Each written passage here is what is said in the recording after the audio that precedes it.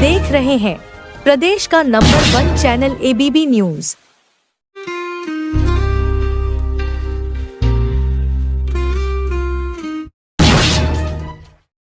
Principal Trivedi ji, Ghaziabad के नगर निगम में और प्रदेश में और दिल्ली में सब पे भाजपा का कब्जा है और जनता जो गाजियाबाद की वो त्रस्त है कि जो नगर निगम जो हाउस टैक्स बढ़ाया उसको कम लेने की मैंने बात कही थी, लेकिन घटा नहीं रहे हैं। इस पर क्या कहना है आपका? पहले तो जो आप अपनी बात कह रहे हैं वो गलत कह रहे हैं। कब्जा शब्द हटाओ, कब्जा नहीं है, सत्ता में है। कब्जा होता है एक तरह से अनऑथराइज चीज पर किसी की चीज को कब्जा लेना।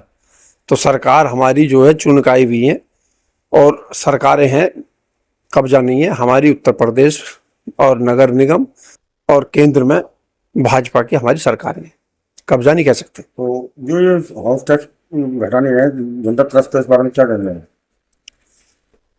हाउस टैक्स का मामला बहुत दिन से चल रहा है, समाचार पत्रों में भी छप रहा है, टीवी पे भी, लोकल टीवी पे भी दिखाया जा रहा है और जनता के बीच में चर्चा भी है।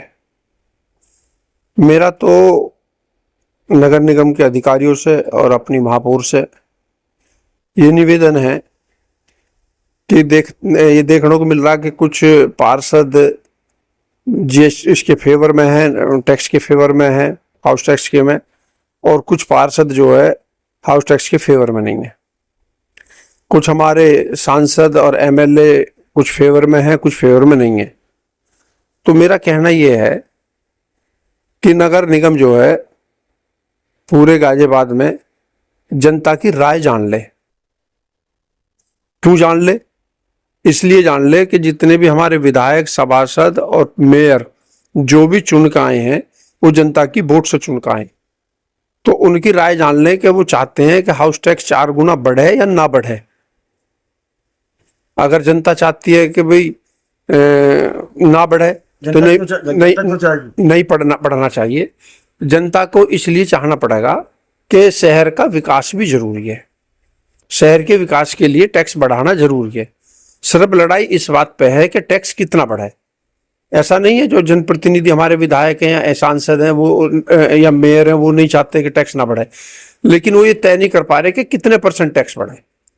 अधिकारी जबरदस्ती 4 गुना टैक्स बढ़ाना चाहते हैं, लेकिन हमारे जो जनप्रतिनिधि हैं वो ये चाहते हैं कि एक रीजनेबल टैक्स बढ़े जिससे शहर का विकास हो सके और शहर के विकास में उस टैक्स का योगदान हो सके। तो जो टैक्स है वो एक सीमा में रहते हुए बढ़े।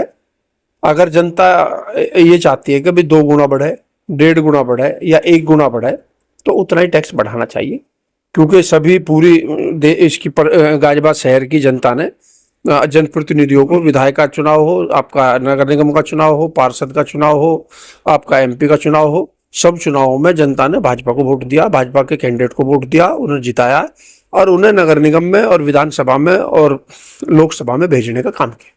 जैसे ये बिहार में चुनाव है, उसके मद्देनजर उन्होंने जो जीएसटी घटाई है उससे कितना फायदा होगा व्यापारियों को? आप पहले अपनी बात ठीक करें। हमारे प्रधानमंत्री मोदी जी ने बिहार के मद्देनजर जीएसटी नहीं घटाई। उन्हें लगा कि भाई हमें जो है देश की जनता को कुछ जीएसटी में छूट देनी है, दिवाली का तोहफा देना है और जो है हमें उन्हें रियायत देनी है, तो उन्होंने रियायत दी है। आज आप देखिएगा गाड़ी 2-3 लाख सस्ती हो गई है, ये मोदी जी की देन है। तो ऐसा नहीं है कि कोई हमारी पार्टी किसी चुनाव को देखते हुए कोई निर्णय लेती है।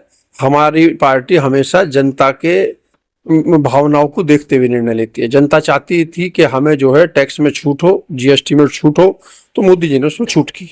आपके यहाँ रोज जनता दरबार लगता है, आपके में कम से कम 50-100 लोग रोज आते हैं, तो कितने का निस्तारण आप कर देते हैं?